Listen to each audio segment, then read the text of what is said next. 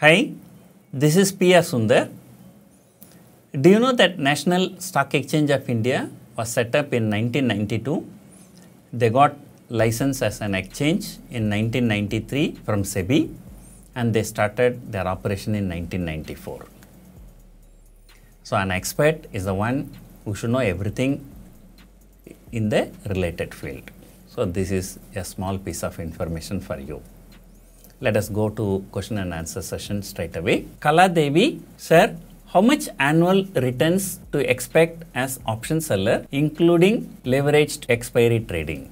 So stock market is not for the people who are expecting a regular return or a fixed return. I always used to tell that stock market is like a god, and whatever the god gives, we have to be happy. Let me tell you how the real HNIs play in the market. The real HNIs put their money in debt mutual funds or bank FD and they give that as a collateral to the exchange. So they are happy with the primary source of income from debt funds or FD, and then whatever the money that they are getting from the stock market is an additional return. So when the additional return comes 10% or 20% or 30%, whatever it comes, we have to be happy. So this should be the right mindset of the option seller. There are many people who ask me, sir, per month how many percent we can make? You want to make per month certain return, then stock market is not for you. I think you all must have seen my video. In the month of April, I made 66 lakh rupees profit. But in the month of May, it was only 10 lakhs. But at least in the month of May, it was 10 lakhs. But in the month of June, it was minus 1.2 lakhs. So tell me what percentage we can expect every month? No. So always be happy with whatever money you get, because your primary source of income is the interest that you are receiving from your capital investment. Zerodha, sometimes we see some penalty charges like NSE F&O short margin penalty. I request you to please clarify how this gets calculated with one example in your question and answer video. Thanks, sir. Let us say you have got 10 lakh rupees in your account. You are supposed to be trading only for 10 lakh rupees. In case if you have traded for 11 lakh rupees, you carry forward. Intraday you can trade, no problem, but you carry forward the position for 11 lakh rupees. That means you have over traded for 1 lakh rupees. So for that 1 lakh rupees, you will be getting a margin shortfall notice from the exchange. The margin shortfall penalty is 0.5% if your value is less than 1 lakh. And if your over traded value is more than 1 lakh, then the margin penalty is 1% of the total value. Once again, this 0.5% or 1% is only for 5 trading sessions in a series. If more than 5 days, if you do the same mistake, the penalty will be 5%. So always trade within your own limits. Do not overtrade. Please tell me, is it safe to sell cash covered put in fundamentally good shares like Reliance? You always advise not to sell option in shares. Can you explain further? Number one, there is no such thing called safe strategy. And second thing, there is no such thing called fundamentally strong company. A company that may be fundamentally strong now may not be fundamentally strong after few years. In fact, once upon a time, Reliance Communication, Reliance Infrastructure, Reliance Capital, they were all fundamentally good companies. But what happened now? They are not fundamentally good. And no strategy in stock market will be a safe strategy. If that is the case, everybody will be making money by doing that safe strategy. So every strategy has its own risk and own reward. So you understand the risk and you understand the reward. So that is the best way to trade. Hello, Mr. Sundar. I've been following your videos since last couple of months. Would you like to suggest a couple of books or online materials for all sorts of option strategies, hedging and adjustments? Thanks in advance. So there are plenty of books available in the market. I think this question I have answered earlier also. There's a book called Bible of Options, and there are some NISM series books are there. And Zerodha Varsity also is a good source of knowledge for futures and options. So there are plenty of things are available. Next question, how much minimum capital is required for option selling? I think this is an hypothetical question. Can I ask you, how much minimum capital is required to start a business? There are people who start a business with 1 lakh capital also. There are people who start a business with 1000 crore capital also. So it's going to be very difficult to define how much is the minimum is required. But any business you want to do it meaningfully, you should have a large capital. So same thing only in option selling also. My personal opinion is that you should have at least 10 lakh rupees capital if you want to do option selling successfully, but that too part-time, not a full-time. Next question, sir, which one is better, investing in index funds or buying index futures? If you are a small investor, index fund is better, but in index future, you have to buy the lot sizes only. So that will suit only HNI clients. If you are an HNI client, whether you are buying an index fund or index future, it is actually one and the same.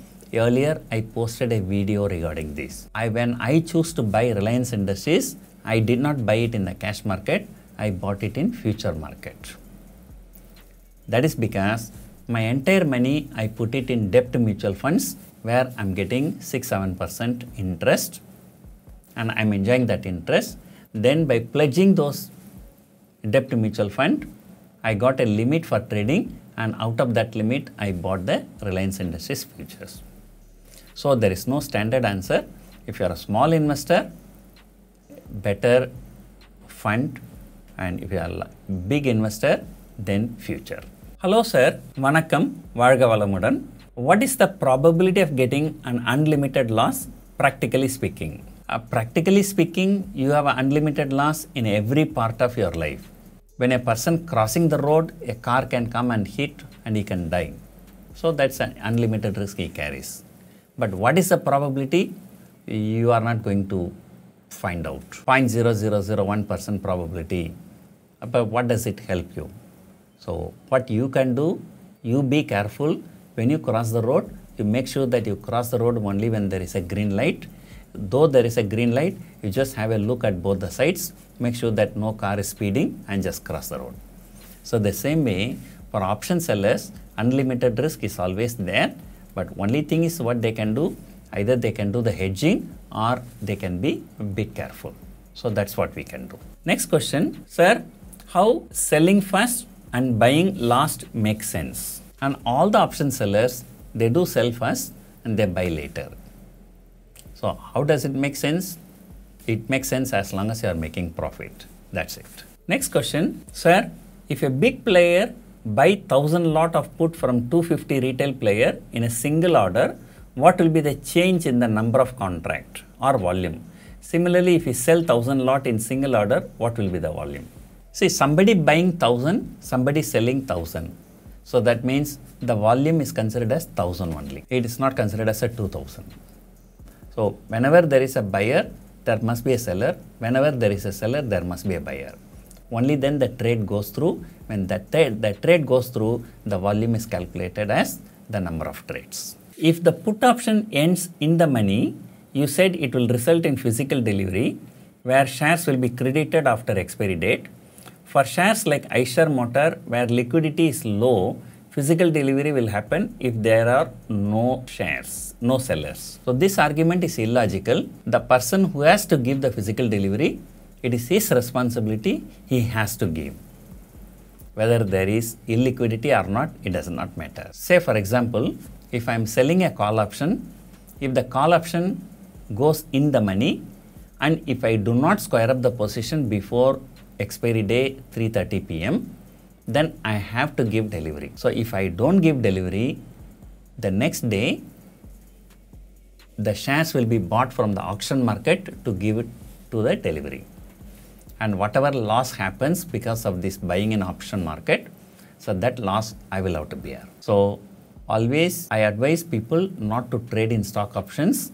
Even if you are trading in stock options, don't keep the position for the last few days, or even if you keep the position for last few days, please square up the position before 3:30. Don't get into this kind of physical delivery issues, and that too when you don't have the shares in your demat account, and the loss can be very high. Sir, I am from finance background.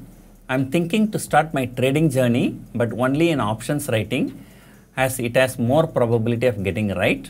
What all things you would suggest a trader who is new in option selling? There are many people always ask me, sir, what is your advice? What is your advice? And for all of them, I give the same standard answer. My best advice to you is that you do not seek any advice from anyone. And you go, you take the plunge, you get the experience, and then you improve the system, you improve the psychology, you improve the position sizing, and go ahead, and experience is the best teacher. So having some few inspirational words from me is not going to help you. Why exchanges allowing to future trade in indices? Because no physical delivery going to happen at expiry, just settlement of price. Is it merely for bring cash flow and collect taxes for trades? So this is totally wrong.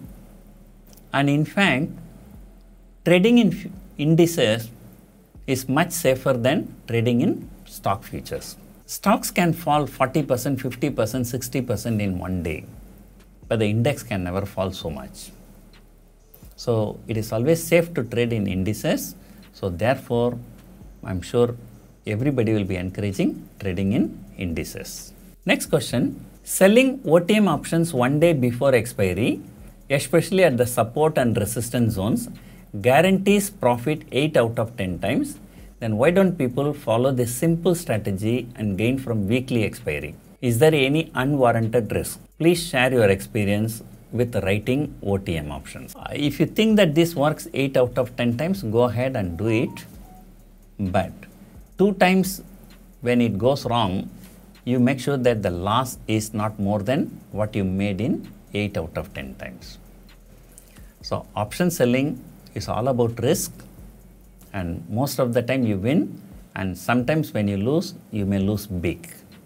So the overall, if you are in profit, go ahead and do it. Sir, what kind of option strategies can be employed when future trades discount to the spot? Not asking for a specific strategy, but a broad outline of what can be done would be very useful to the community. So I can understand this question. Futures are trading at a significant discount. Say for example, last week Nifty future was trading around 80 to 90 point discount to the spot. But is there any way to capture this opportunity?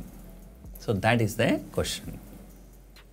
I can tell you there is no option strategy that can capture this opportunity, because all the option prices will be tracking the future discounted price. So there is something called market efficient hypothesis. The market will factor in everything. But however, there is one opportunity called reverse arbitrage. But before knowing the reverse arbitrage, but you should know what is arbitrage. So let us say there is a share which is trading at 1000 rupees, and in futures market it is trading around 1010 rupees. What you can do, you can buy the shares from the market, spot market at 1000 rupees and sell same quantity in futures market. At the end of the month, future market and cash market will have to merge. You can square up the both and you get the 10 rupees profit. So this is called arbitrage. Now, let us say a particular share is trading around 1000 rupees In futures market, it is trading at 90 rupees, 990 rupees. That means it's trading at 10 rupees discount. Is there a way you can capture? Yes, you can capture only if you have those shares in your Demat account. If you are already having the shares in your Demat account, what you can do, you can sell the shares and buy the future. At the end of the month, both will coincide. Right. So buy the shares back and sell the futures, you get this 10-point opportunity. This is called reverse arbitrage. Arbitrage everybody can do because anybody can buy the shares from the market, can sell in future. But reverse arbitrage, not everybody can do. You want to do reverse arbitrage, you should be having the shares in your Demat account. Otherwise, reverse arbitrage is not possible.